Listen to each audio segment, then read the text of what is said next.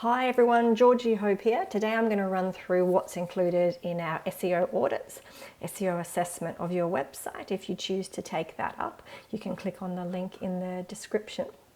So the first thing I'll do is go to the home page of your website, have a look and see if your social media links are working, have a look and see what's in your menu navigation. I'll have a look at the page content and then go down and look at the footer. And we'll then go and have a look in the sidebars and any of the pages that you've got as well. And from there I can give you tips and advice on things that I can notice automatically and instantly that you could do to improve your SEO. I'll then go and have a look at all the pages that are on your website. So by putting SITE, site colon, and then your website into Google, it will bring up all the results from your pages. And sometimes what we'll find if we kind of go to the end of those pages is that there'll be, I'll notice ones that are weird or unusual or issues that you have there. We'll also go and make sure that your website is mobile friendly. We will go and have a look at the speed of your website. So depending on where you want people to come to your website from, we can change to various locations as well. So for my personality types website, you can see that the load time is 1.9 seconds, and that was from North America. We'll then go into a program called Copyscape and see if you have anybody else who's copied your content, or in some cases maybe you might have copied content from other people's websites, and we want to make sure that this comes up blank like this.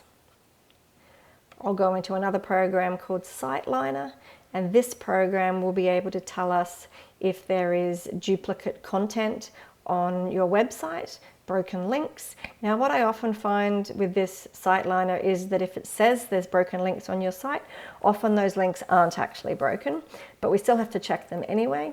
And then in my case, it's come back to say there's a large amount of duplicate content. Now, sometimes that's an issue, sometimes it's not. In my particular case with this website, I'll show you.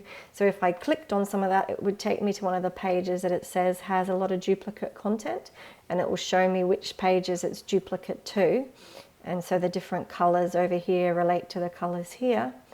And you'll see that a lot of the duplicate content is actually coming up on things that I have no control over, which is the links that we're doing for the books.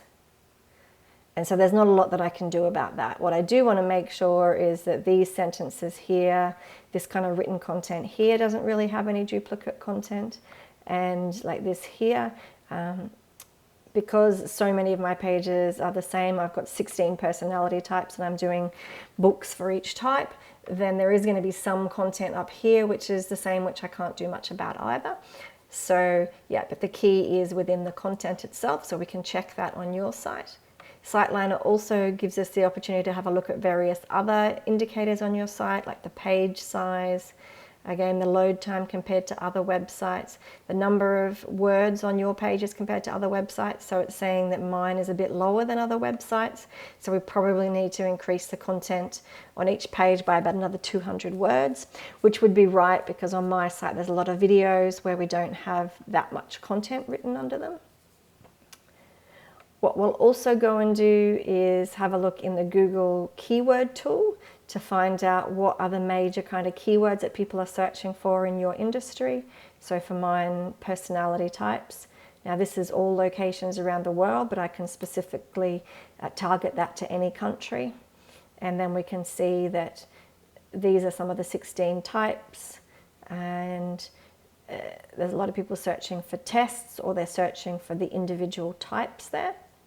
And then from that, I can go into Google and we can have a look and see who's ranking at the moment for some of your major keywords, what they're doing. In some cases, if you're a local business, we're looking at whether there are various directories that might be ranking on the home page for your main keywords that you should be listed in.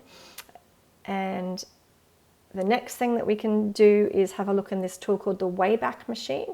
And this will show us copies of your website in the past. So for my website here, the personality types one started in 2017, so I could go back to 2017, or that's actually 2019, go back to 2017 and see an older version of the site. And we can just go back in time and I can have a look and see if there's anything there that I need to show you. So this looks like probably maybe when the site was under development, because the site never actually looked like that.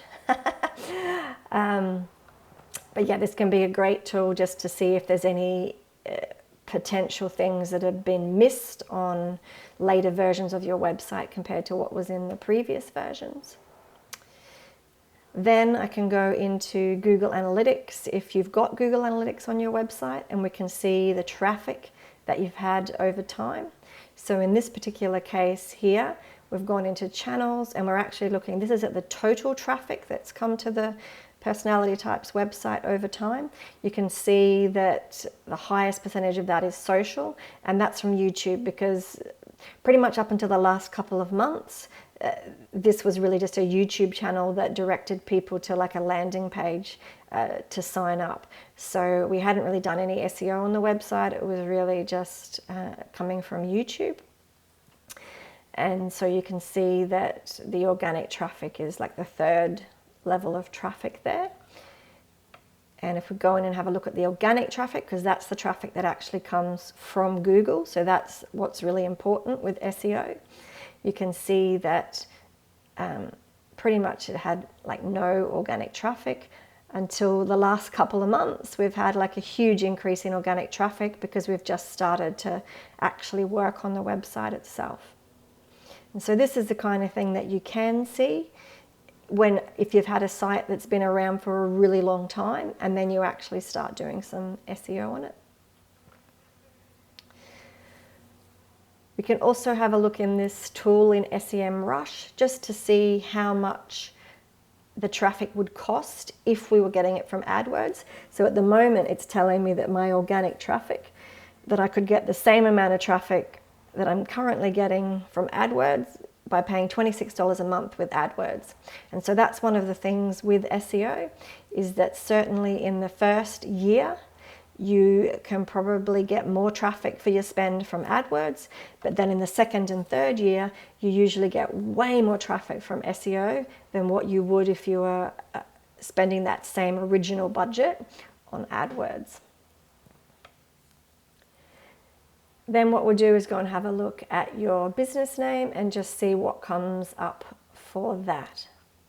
So if you would like one of these SEO assessments where we'll look through all these things and then actually give you advice and information specific to your website, then click the link and you can sign up for that. And the link should be somewhere around this video in the description, or maybe even on the video itself.